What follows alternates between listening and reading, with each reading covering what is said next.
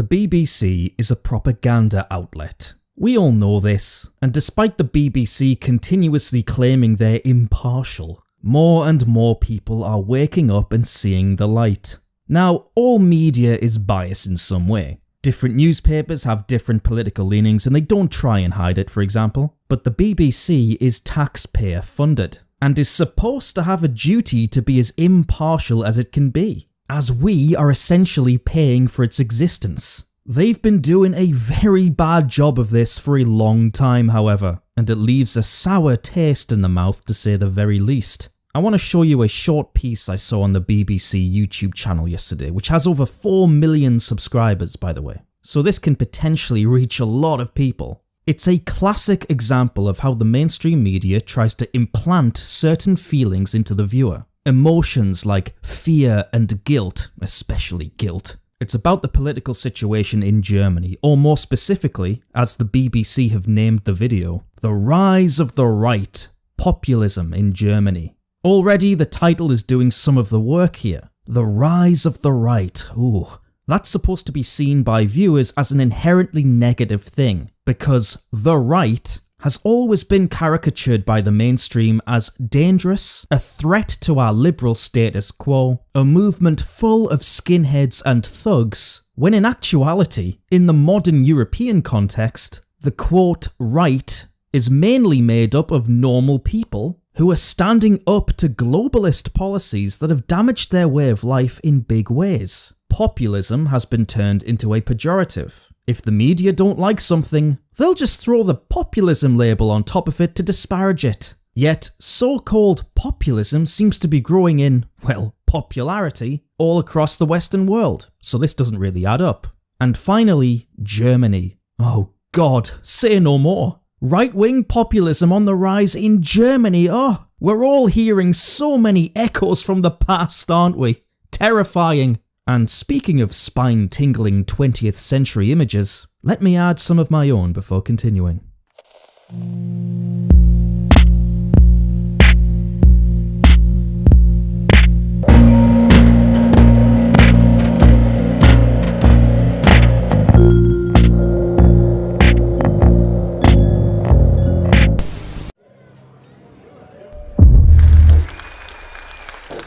Across Europe, the far right is on the rise, taking on governments, promising to end migration and shake up the EU. We're barely 15 seconds into this report and already there's so much to say. The opening shot is of a crowd of people marching with tiki torches. Didn't the Nazis carry torches? Oh yeah, they did.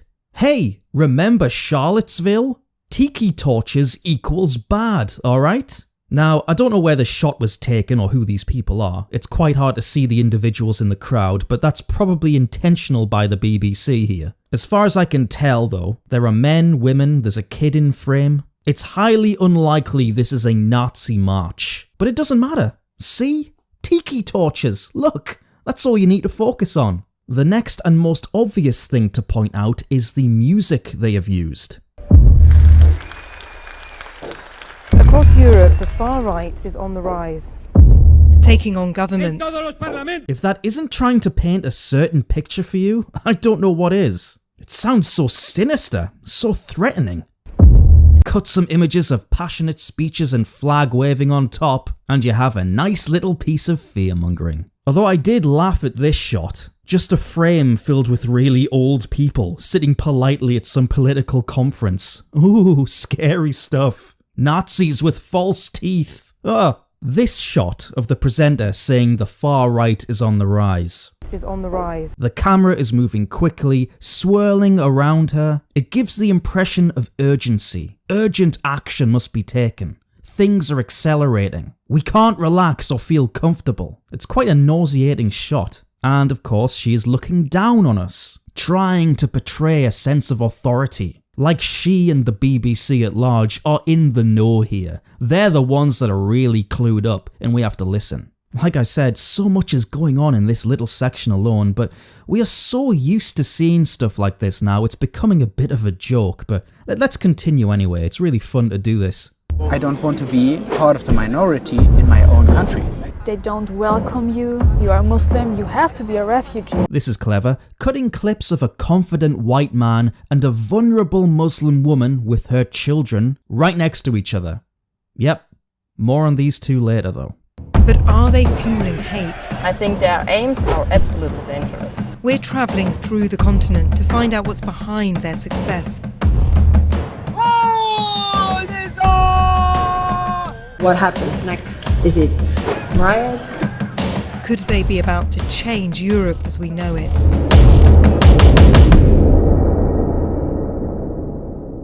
Nothing but doom and gloom in the rest of this little intro. The rise of right-wing politics is linked with hate, danger. This woman predicts riots. There's simply no positive aspect to the movement at all. Nothing whatsoever. It's all bad. And the line at the end.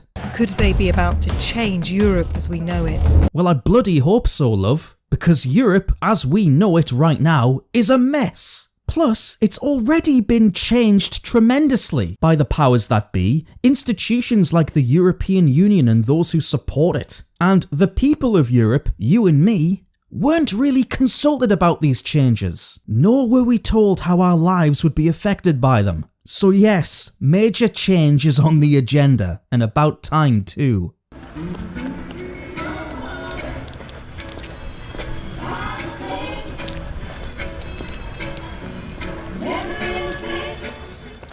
Police act as peacekeepers. One of the biggest things I'd like to highlight with this report is the mannerisms and body language of the presenter herself. Her facial expressions and the way she moves and reacts to certain things give so much away. For example, see the way she's looking at these armed police officers? She stands still right in front of them, takes a good long look at them and their weapons, and her face emits utter bemusement. She wants us to see this and think to ourselves, wow, armed police outside a political conference, there must be some really bad apples speaking in there. It's a clever performance from her, I'll give her that. She's playing her role very well, but it ultimately falls flat. Because if she walked around any European city on any given afternoon, she'd see armed police everywhere. I see them all the time. Go to Paris, go to London, they're not an uncommon sight anymore. So why is she pretending to be taken aback by this? You know, I'd love to ask her why she thinks these officers are needed here. Why do they need to patrol our cities? Why is it that when I go to the Sunderland Air Show every summer, which is nothing more than a family event on the beach in my hometown, do I see men with rifles on the roof of the local supermarket? They never used to be there. When I was a kid, they weren't there. This didn't happen. So I ask this woman, what has changed in our countries over the last 20 or so years that has required us to take this measure? If she can be honest about that, we might get somewhere, and it might go a long way to explaining why the so-called far right is on the rise in Europe. But that's expecting a little too much, isn't it? Deutschland und Europa sind in den vergangenen 50 Jahren islamischer, ja auch afrikanischer geworden. Yep, correct. The AfD are the first far-right party in the German parliament since the Second World War. They won enough votes in the last election to become the main opposition here. They're part of a new wave of far-right populism that's spreading across Europe. It's anti-EU and anti-immigration. 200 Millionen Afrikaner bei allem Respekt, aber wäre Europa dann noch Europa?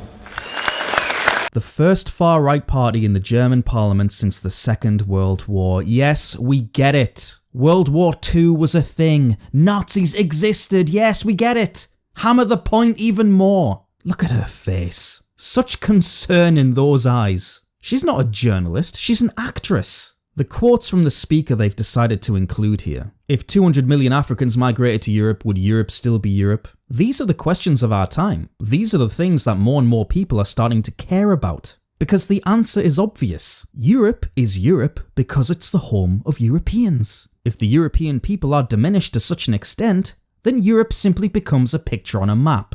But this quote by the politician is meant to be viewed as outlandish and crazy. It's not. It's real. It's the truth.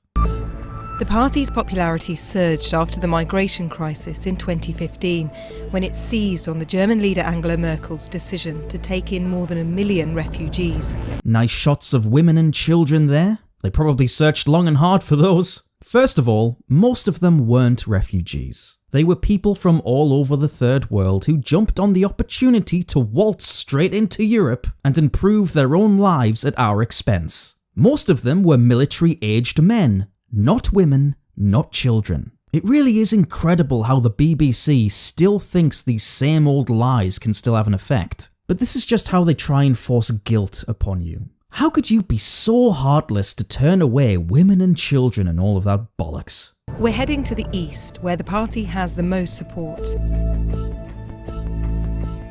of these are your posters that have been graffitied out on the street. Deutschland verrecke. What does that mean? Die Germany. We have here a big left scene, and yeah, they don't like us. So here we have some examples of leftist vandalism on AfD posters, with one of the slogans reading, "Die Germany." Die Germany.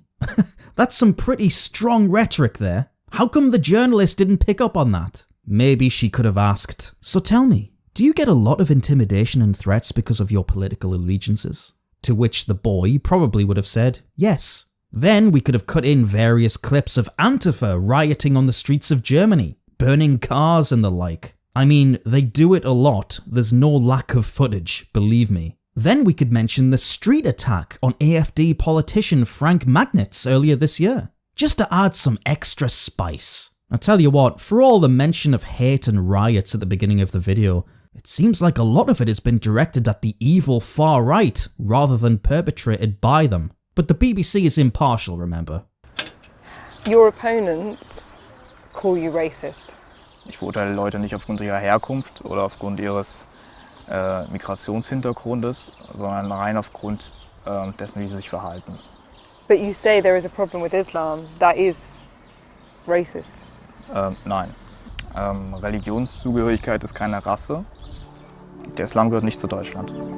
Yep, criticizing Islam is racist. The presenter says it outright, so it must be true. The lad correctly replies that Islam is a religion, not a race, and, ugh, God, you know what? It amazes me that we're still stuck here. I feel like we're still in 2014. This whole debate around Islam and Muslims is nothing more than an anti-white battering ram. Yes, you can get white Muslims, that's true, but the vast majority of Muslims are non-white. People have a mental picture of Muslims that adheres to this image. So when white people criticize or even show concern for the prevalence of Islam in our society, what they're really doing is attacking brown people. This is the way it's been framed by the media for years. It has mostly worked as well. It's just so pointless for us to be trapped by this nonsense debate. From now on, as the guy says at the end here, to be fair to him, just say that Islam doesn't belong to Europe,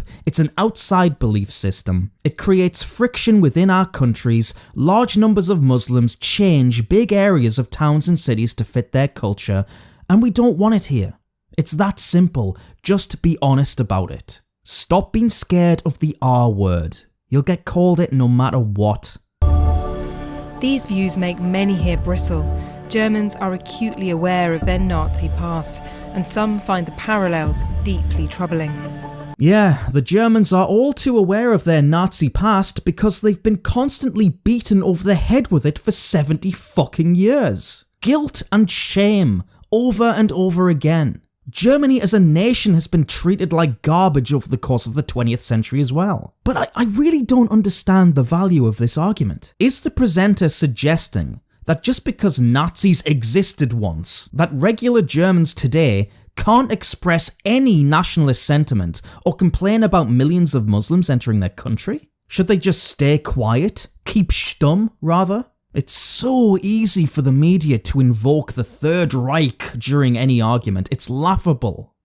Franziska left the AfD, concerned it was becoming more extreme.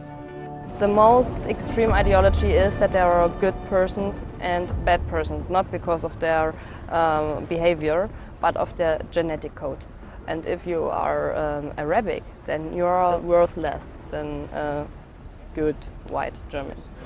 That ideology exists. That ideology dominates the party. You know, I'm always really skeptical whenever someone gets on TV and claims to be a former member of a political party but has since changed their mind. Especially when it concerns a party such as the AFD. I mean, if you joined that party to begin with, you must have been concerned with the millions of migrants flooding into Germany, right? You will have been aware of all the problems created by this, most notably the sex crimes that are often committed by migrant men against European women, and I believe you would have been worried for the future of your nation as a whole. So to completely turn tail and reject that party because of one thing you don't agree with, and I will say this point the girl makes is not put towards any AFD politician in this piece, so it's completely one-sided and unchallenged. I simply don't buy it. It's like when you see some young person on Sky News say, "Well, I voted for Brexit on the basis of sovereignty, but now I support Remain." It makes no sense whatsoever. People don't just flip-flop between such highly charged political issues on a whim, but it always serves the opposition cause to claim to have a remorseful former right-winger denouncing everything. Once again, we come back to guilt and regret. Nearby the town of Chemnitz. Last year, protests erupted here after a man was stabbed to death in a fight with 2 asylum seekers. High-profile members of the AFD joined in. Now, a fringe far-right group is expanding its headquarters here, which Gabby is trying to stop. But these people in this building over there, they want to get rid of all foreigners, as they say. I don't want to get any closer. So have you noticed Chemnitz becoming more right-wing in the past year or so?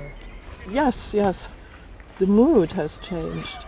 It's much more difficult for Muslim people to live here, to be out in the streets. Racism has become much more a thing of normality. Do you think that the AFD entering parliament has emboldened the more extreme groups like this? Yes, definitely. So people shouldn't be angry about needless and senseless murders being committed in their town by people who should never have been allowed to enter their country to begin with. Right, got it. Just accept the crime and the violence in your neighbourhoods because we need to be tolerant, or something. We're shouted at as we film the house. There is quite a hostile atmosphere, you can sense it. But what's really stark is that this is the area where the migrant community of Chemnitz live. I can't imagine what it must be like to live here in the shadow of a house where people meet and work out how they're going to get you to leave. The last statement by the presenter there is so ironic. She says she can't imagine living in an area where people are trying to get you to leave. Can we flip that around for a moment? Can you imagine being a native of Chemnitz, for example, and seeing a large influx of foreigners into your city, changing the neighbourhoods beyond recognition? Do the Germans get any sympathy here? Or should they, once again, just deal with it? Can I, as an Englishman, get angry about cities across my country being demographically destroyed by immigration? Am I allowed to oppose white Brits becoming a minority in London, in Birmingham and the like? Can I not seek political solutions to this? Again, so one-sided. Painting one side out to be nothing but poor victims, and another no more than aggressive thugs. Oh, and make sure to film as many brown children as possible, yeah? Shove the cameras in their faces. I want to know what impact this is all having on Muslims who've grown up in Germany. What about the impact on a working class German? No? Not interested? Alright then. Do you feel that Germany has become more racist? Maybe more openly racist. Ah yes, implying Germany has always been terrible, but now Germans have suddenly, on a whim, decided to jump out of bed and be more vocal about it. What could have tipped them over the edge, I wonder? People are more likely to show that they don't welcome you, that they think that this is their country. Well, it is their country. Sorry to break it to you. These people here are what? Second-generation immigrants probably? So you are, in the grand scheme of things, newcomers to Germany. Ethnically, you have no ties there, no historical roots. Your family history will be from outside of Europe. So I think a native German who can trace their heritage back centuries is fully in their rights to claim Germany as their country. I mean, would I move to Egypt and claim it's my country too? China, perhaps? I don't think so. But Europe isn't allowed to have an ethnic identity, you see. We can't... All this stuff about heritage and genetics and all that stuff, oh, that's a dark path. Don't go down there. Remember the Nazis? Yeah. You know, you are Muslim, you have to be a refugee. Well, considering the massive jump in the Muslim population of Germany over the years of the migrant crisis, I don't think it's such a ridiculous thing to assume. We're taken to their headquarters. I'm Jean, nice to meet you. A house clearly under siege. More leftist vandalism. No questions will go down that road though, as we discussed earlier. Don't expect any. Max? Wo ist denn Lukas? A democracy can only work if it is largely, if it's ethnic democracy. What do you mean by that? That the majority of the people in a democracy have to be of the same cultural background. It's just how it is. This guy's absolutely right. Once a nation has adopted mass immigration, democracy simply cannot work. People vote in blocks, and they vote for their own self-interests. What would benefit their specific group? This is why Islamic political parties are winning seats in national elections across Europe. It's also why morons like David Lammy and Diane Abbott, despite being awful in every conceivable way, are always re-elected by their black constituents. White people simply don't act in this way. They've been conditioned not to over the course of a long time. We see ourselves as individuals rather than a group. And I guess it's easy to take your foot off the gas when you are the majority, but that's not going to last forever. Our own institutions are being used against us, and we need to recognise that, quickly. Although the AFD denies any official link to generation identity, in some places they appear to work closely together. We are different organizations, but they're going to the right direction, I would say. Have you voted for them? Of course. The people who have always supported us but were scared are slowly now losing the barrier of fear and are coming to us. Both Generation Identity and some parts of the AFD are currently being monitored by intelligence services, and I want to ask Alex about his group's links to the New Zealand shootings. Oh, here we go. This is the juicy smear campaign in full swing. This is going to be fantastic. What happened in Christchurch is really terrible. It's got nothing to do with generation identity. But some of the ideas that you promote about migration and about migrants not necessarily belonging, can you not see that they might lead some people to act out violently towards those people? If a freak takes ideas from every area that he can find, then it's not the idea the problem, it's the freak the problem. And I guess the point I'm making is that if you encourage a hostility towards a certain group of people, there is a danger that those people may face retaliation from some parts of society. So, the media loves to play the guilt by association game. If the Christchurch shooter shared any ideas that Generation Identity share, well hey, they must be equally as dangerous as people, right? The shooter also said subscribe to PewDiePie, by the way. Is he going to shoot up a mosque next? But once again, let's flip this argument around and use it against her, shall we? The Sri Lanka attacks. Hundreds of people murdered by Islamists in what was a clear attack on worshipping Christians. Oh, I'm sorry, Easter worshippers. Let me get the terminology right. Lots of those Muslims that have come to Germany read the same scripture as those attackers. They all read the Quran. Are all the Muslims in Germany gonna blow up churches too? Let's talk about that, eh? See how easy this is? But this straw manning will only be used against the right because they want us to shut our mouths and stay at home. They are so threatened by us and what we're starting to do across Europe. This is their only tactic. The AFD has certainly changed the conversation around migration here. And as it gears up to try and win more seats in the European Parliament, it's joining forces with far-right Eurosceptic parties in other countries. Wir sind nicht allein mit unseren Zielen und Vorstellungen, ganz im Gegenteil, wir haben viele gute Verbündete. A new alliance hoping to challenge the political status quo. How would you like Germany to change? Ja, natürlich hätte ich Deutschland gerne ein bisschen konservativer und dass Deutschland oder die Deutschen vielleicht auch wieder ein bisschen stolz sind auf Deutschland.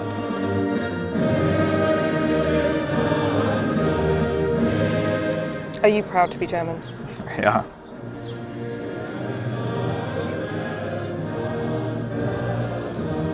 What does it mean to you to be German?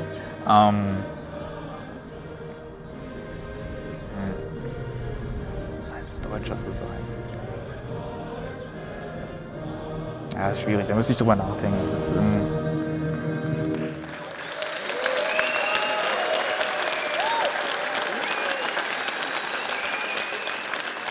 And the piece ends with a little gotcha moment with the young lad there. I'd like to see the uncut version of that, by the way, but I'm sure he found the words eventually. He'll learn. The link to the full video is down below. The comment section is certainly interesting. Go join in. We should never stop highlighting and calling out mainstream media bias. We're at a critical point in European history, and as the tide turns to our favour, these people will use every trick in the book, big or small, to derail us. But we can take heart here too, because when we see propaganda like this, it's simply a signifier that we are starting to win. They are worried, and they should be. Nationalism is spreading. It makes so much sense to so many Europeans now, and we have to see it through. But anyway, thanks for watching. I'll see you next time. If you'd like to support this channel, you can do so in a couple of ways. The first is via PayPal, link down below. Or you can pick up a copy of the Iconoclast magazine issue 4. That's on sale all the time at my website. Enjoy.